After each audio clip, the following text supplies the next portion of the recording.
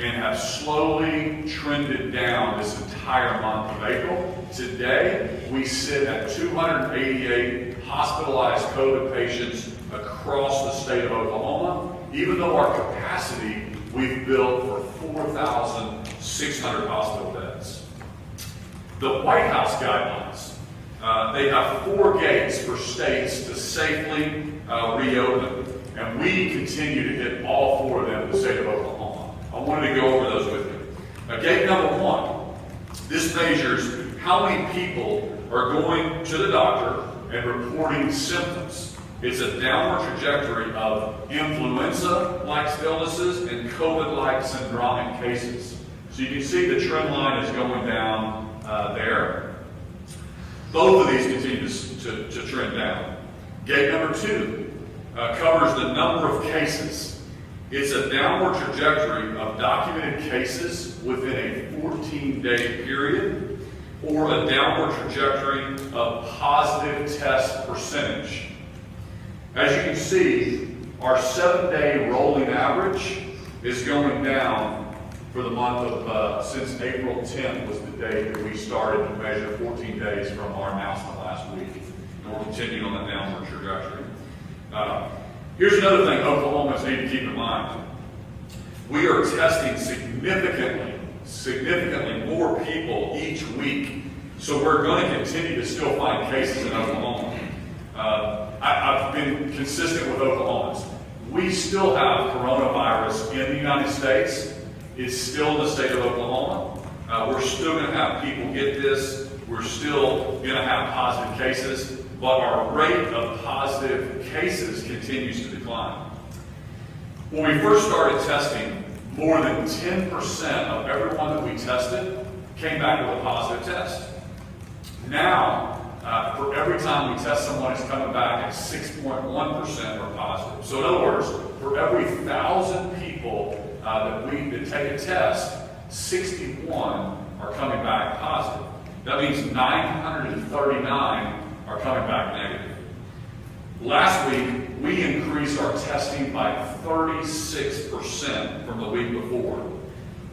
What's exciting about that, we want to continue to increase our testing, but our total number of cases actually declined. So the week of 4/17, we tested 13,000, and we had 676 new cases.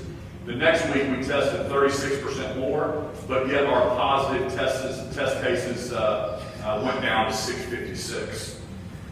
The final gate covers hospitals. The White House metric is that we have to treat all patients without crisis care.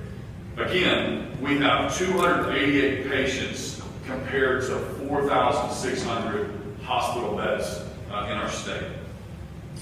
The second part of that test, the second part of that is testing in place for at-risk healthcare workers. I'd like to invite Elizabeth Pollard, our Deputy Secretary of Science and Innovation, to come give us an update on some exciting developments that we've got going here in Oklahoma.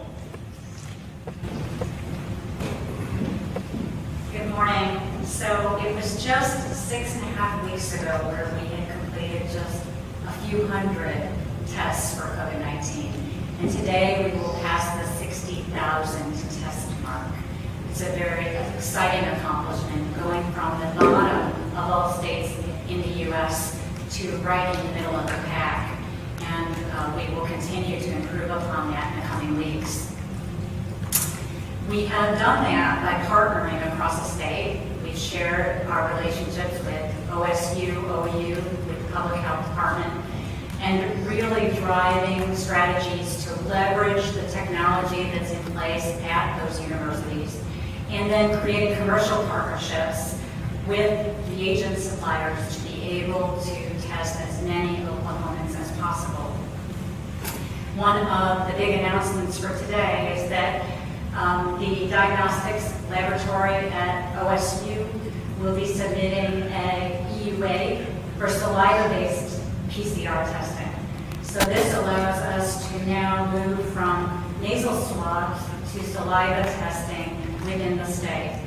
This is a huge benefit, especially for those long-term care facility residents where getting a nasal swab can be challenging and uncomfortable, but it also allows us to more quickly and adaptly process samples as people are coming through what we've called our swab pods, which may not be an appropriate term going forward.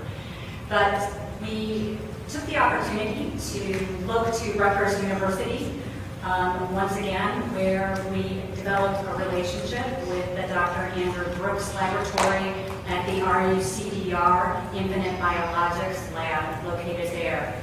And he is the first lab in the country that announced that they had validated saliva-based testing and have replicated the test that they have put in place at the diagnostics facility. So as early as tomorrow, we will begin testing saliva-based samples. Very exciting. Another opportunity that we're working on is to enable more swabs in the state. We have been working on 3D printing of swabs within the OU and OSU communities, and we're hoping to have those validated soon.